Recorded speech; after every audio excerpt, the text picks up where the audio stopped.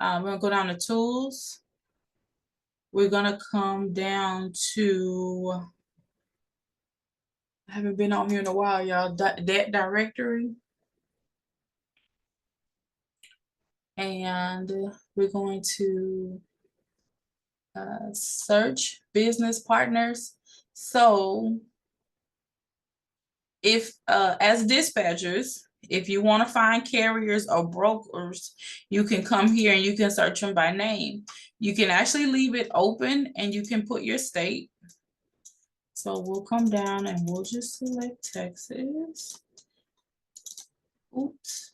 And then I think we can actually be a little more specific. We can put Houston here. Let's do Dallas. Let's do where you are. We can be anywhere between 100 and 150 miles, and let's click search. So these are trucking companies that are in Dallas. So we're looking for truckers to call to be able to solicit our dispatch business to. Here we go. We can click on them. Here's their information. Of course, there's their MC number, the name of their company, their address, their phone number. We can see that they're authorized for property. It shows that they have only one power unit, only one driver. This does not necessarily mean that they could have brought on another truck, but at least this is at least what they started with, okay? And so you would definitely give them a call and go over those other details to find out, you could possibly be dispatching for more than one truck, which will be great, but it's okay to definitely have one truck to dispatch for. But you can come on down and you want to check their insurance. They do have $750,000 worth of coverage. But a lot of brokers are not going to want to work with them because they only have 750 in coverage. Brokers need you to have 100,000. I'm sorry, 1 million. Ooh, what am I saying? 1 million in coverage now. So some brokers will work with them, but a lot will turn them away. You now have to have $1 million worth of insurance coverage. We see that they're a common authority and it's active, so that's good. They're not a brokerage, and they're not by contract. So contract would mean that they are contracted to work with like Ryder or someone like that. So they're on with a big corporation. If they're on with a big corporation, they probably would not need an independent dispatcher.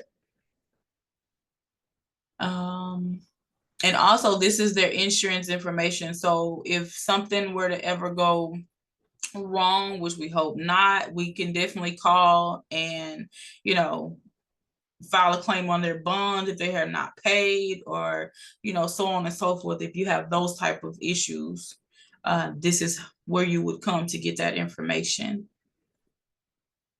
I'm trying to go down and see what else they have on here.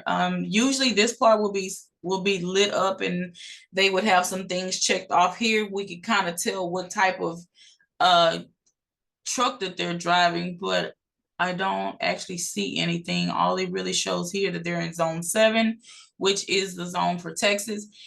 I'm going to show you something about these zones here in a little bit. I'm going to go back out of this, but the zone is what the area code, the zip code of where you live.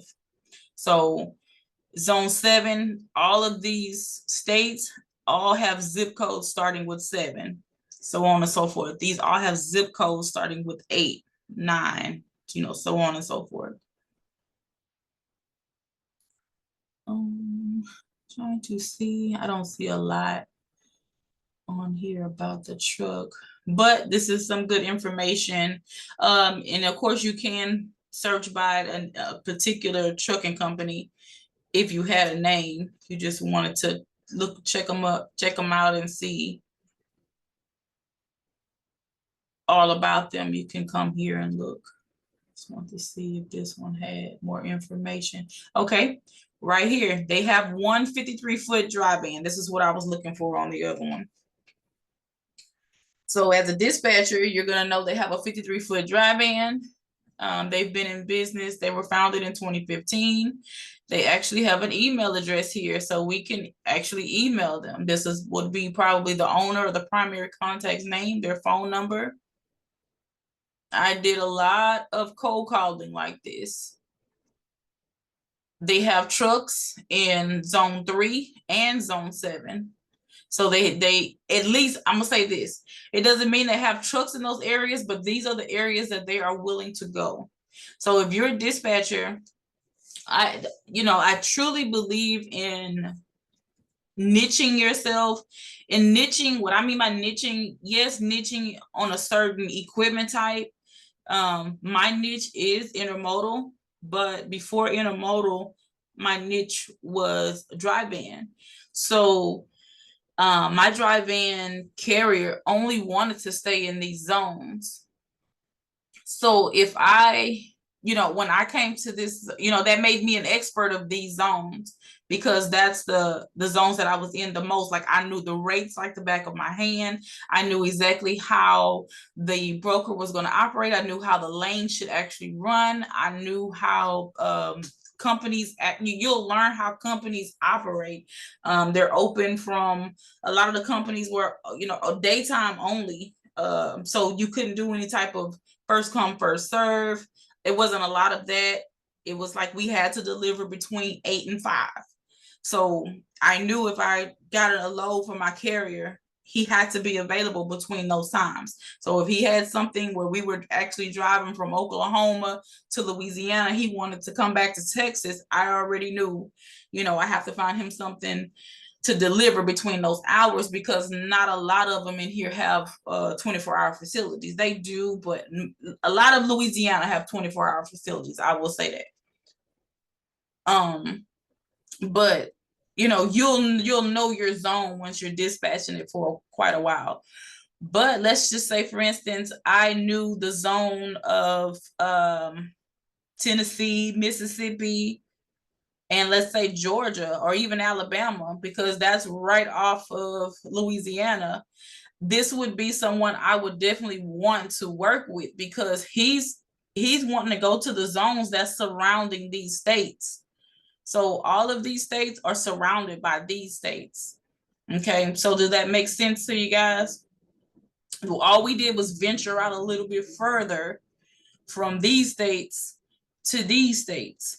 And we can find loads there as well. So that would make me say, okay, yes. Now, if I found like, I have not dispatched anybody over here on this looks like the East Coast, Maine, Rhode Island. I haven't dispatched anyone out there in that area. One time, let me say that. One time we did do Maine. 2 times we did do Rhode Island. Sorry, I forgot about that with the hot shots. Now that I'm thinking about it. So we did go out there a little bit, but it was only 2 times. So what this means is, if I wanted to get more experience out there, then I would target someone who's willing to go in that area. Or you can look at the equipment type that you're going after. Let's say, for instance, you were going after a reefer, where reefers are going to be really popular in Ohio. Where's that at? Ohio. This area right here is really popular for reefers. And I know that because I was a part of a group where dispatchers, and we talked a lot, and there were 4 dispatchers, and all of them dispatched. Well, they actually lived in Michigan, and they were dispatching from Michigan and so on and so forth. But that's all they talked about, was moving their carriers between these states. And I think it was probably these states and these states as well, from 0 to 4. So they talked about how lucrative it was, but they were all in reefers. So I would know, if I had a reefer truck, I would want to keep them in these areas. And this is stuff that you will learn over time with dispatching. You don't have to worry about trying to figure it all out. But that's why I say network, get into groups, start your own groups, invite people to your Zooms, and, have a session. And in that session, have a venting session. When you do that, you learn so much more about dispatching. You learn so much more about trucking. for just, setting aside a little bit of time with groups of people.